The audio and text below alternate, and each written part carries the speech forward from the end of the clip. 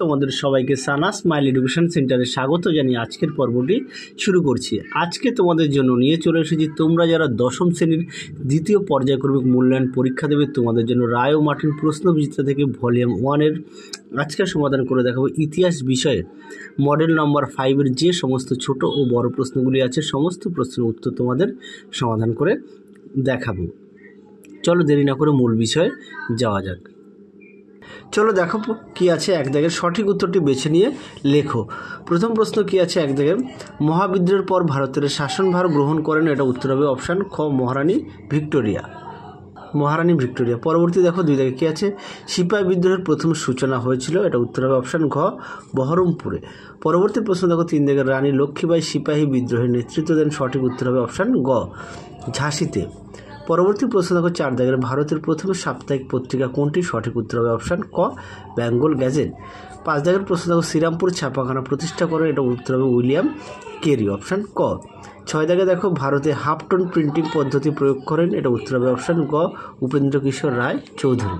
পরবর্তী প্রশ্ন দেখো সাত দাগের, বাংলার মুদ্রণ শিল্পের জনক নামে পরিচিত ছিলেন, এটা উত্তর হবে অপশান গ চার্লস উইলকিন্স। এই প্রশ্নটি তোমাদের অনেক মডেল সেটে দেওয়া আছে, তোমরা অবশ্যই ভালো করে পড়বে। পরবর্তী প্রশ্ন দেখো মাদারি পাসি কোন আন্দোলনের সঙ্গে যুক্ত ছিলেন। আচ্ছা, পরীক্ষায় কিন্তু খুব আসে যে মাদারি পাসি কে ছিলেন, এটা কিন্তু 2 নম্বরের প্রশ্নে খুব আসে, তোমরা অবশ্যই ভালো করে পড়বে। এছাড়াও তোমাদের সাজেশান দেওয়া আছে, সেই সাজেশানে এই প্রশ্নটির উত্তর সহকারে দেওয়া আছে, তোমরা অবশ্যই দেখে নিও। সাজেশানটি সেকেন্ড ইউনিট টেস্টে দেওয়া আছে। আচ্ছা, পরবর্তী প্রশ্ন দেখো মাদারি পাসি কোন আন্দোলনের সঙ্গে যুক্ত ছিলেন, সঠিক উত্তর হবে একা আন্দোলনের সঙ্গে। পরবর্তী প্রশ্ন দেখো 9 দাগের, সারা ভারত কিষাণ কংগ্রেসের সভাপতি ছিলেন, এটা উত্তর হবে অপশান গ স্বামী সহজানন্দ সরস্বতী।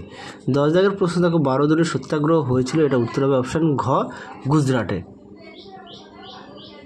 চলো পরবর্তী দেখো বিভাগ ক্ষয়ে কি আছে, ক স্তম্ভের সঙ্গে খ স্তম্ভ মেলাও। প্রথমে আছে জগদীশচন্দ্র বসু, এটা হবে 3 বসু বিজ্ঞান মন্দির। তারপরে আছে 2 দাগে কি আছে হিন্দু মেলা হবে 1 দাগ নবগোপাল মিত্র।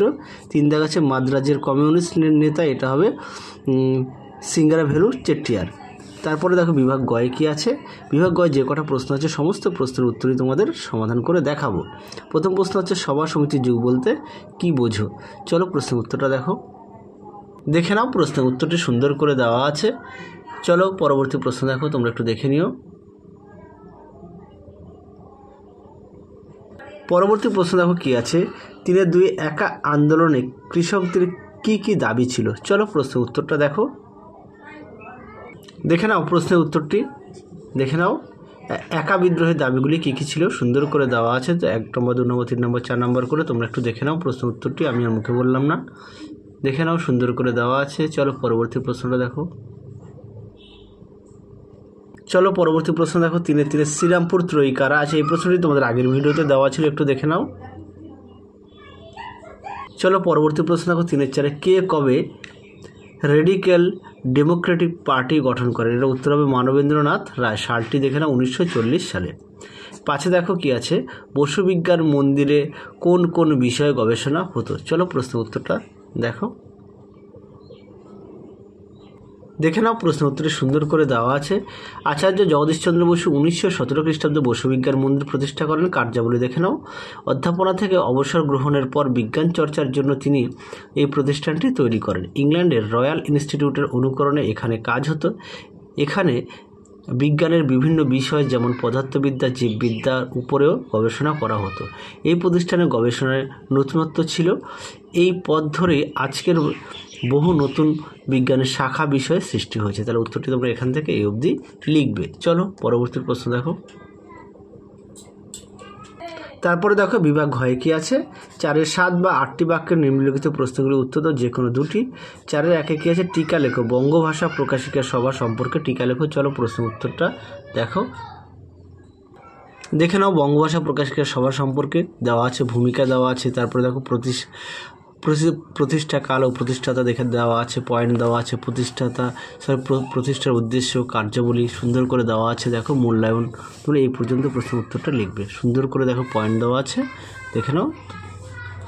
তোমরা এর পাশাপাশি অবশ্যই পাঠ্য বইটি খুঁটিয়ে পড়বে। চলো পরবর্তী প্রশ্ন দেখো কী আছে। চলো পরবর্তী প্রশ্ন দেখো 4-2 কী আছে, বিজ্ঞান চর্চার ক্ষেত্রে বেঙ্গল টেকনিক্যাল ইনস্টিটিউটের অবদান আলোচনা করো। চলো প্রশ্ন উত্তরটা দেখো। দেখে নাও প্রশ্ন উত্তরটি সুন্দর করে দেওয়া আছে, দেখে নাও।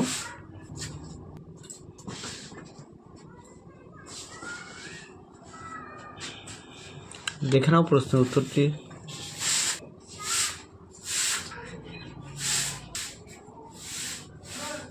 চলো পরবর্তী প্রশ্ন দেখো। পরবর্তী প্রশ্ন দেখো 4-3 কি আছে? আইন অমান্য আন্দোলন পর্বে শ্রমিক আন্দোলনের বিবরণ দাও। চলো প্রশ্নের উত্তরটা দেখো। দেখে নাও প্রশ্নের উত্তরটা তোমরা এখান থেকে লিখবে, সুন্দর করে দেখো পয়েন্ট দেওয়া আছে, একটু দেখে নাও প্রশ্নের উত্তরটি। দেখো যুক্তপ্রদেশ, গুজরাট, অন্যান্য রাজ্য, উপসংহার, সুন্দর করে পয়েন্ট দেওয়া আছে, তোমরা অবশ্যই ভালো করে পড়বে। দেখে নাও উত্তরের বাকি অংশটুকু এই পর্যন্ত লিখবে তোমরা। চলো এবার বিভাগ উময়ের কি বলেছে, 5 দাগের 15 বা 16টি বাক্যে যে কোনো একটি প্রশ্নের উত্তর দাও। 3টি প্রশ্ন দেওয়া আছে, যে কোনো একটি প্রশ্ন তোমাদের লিখতে হবে। প্রথম প্রশ্ন দেখো 5 রাখে 1857 খ্রিস্টাব্দে বিদ্রোহের প্রতি শিক্ষিত বাঙালি সমাজের মনোভাব কীরূপ ছিল। চলো এইটুখানি প্রশ্ন উত্তর দেখায়, তারপর বাকিটা দেখাচ্ছি। দেখে নাও প্রশ্নটি, তার উত্তরটা দেখে নাও, এখান থেকে উত্তরটা শুরু, দেখে নাও। দেখে নাও প্রশ্ন উত্তরটি, উত্তরের বাকি অংশটুকু দেখে নাও। দেখে নাও সুন্দর করে পয়েন্ট দিয়ে দেওয়া আছে, তোমরা অবশ্যই ভালো করে পড়ে লিখবে, এই পর্যন্ত পড়ে লিখবে। চলো পরবর্তী প্রশ্ন দেখো। চলো পরবর্তী প্রশ্ন দেখো কি আছে? 1857 খ্রিস্টাব্দে বিদ্রোহকে সিপাহী বিদ্রোহ বলা হয় কেন? চলো প্রশ্ন উত্তরটা দেখো। দেখে নাও প্রশ্নটি, তার উত্তরটা দেখে নাও, সুন্দর করে পয়েন্ট দেওয়া আছে। ভূমিকা, সূচনা, অংশগ্রহণ, নেতৃত্ব, বিস্তার, শাস্তিভোগ, বিরুদ্ধ মত, তারপরে মূল্যায়ন। দেখে নাও সুন্দর করে দেওয়া আছে, তোমরা অবশ্যই ভালো করে পড়বে। চলো পরবর্তী প্রশ্ন দেখো কি আছে। তারপরে দেখো 5-2 কি আছে? রবীন্দ্রনাথ ঠাকুর কর্তৃক প্রতিষ্ঠিত বিশ্বভারতী বিশ্ববিদ্যালয় শিক্ষার উদ্যোগ সম্পর্কে আলোচনা করো। চলো দেখো প্রশ্ন উত্তরটি।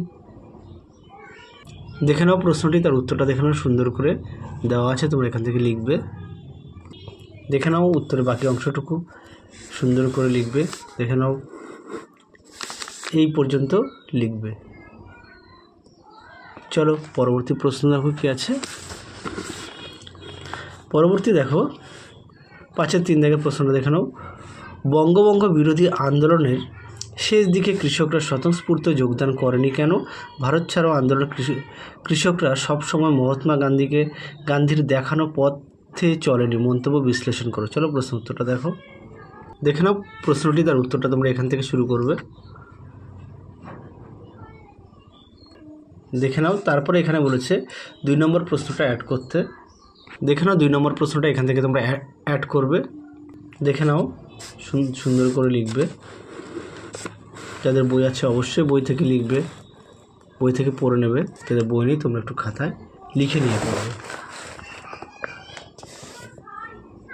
তারপরে দেখো, দেখে নাও এই পর্যন্ত লিখবে।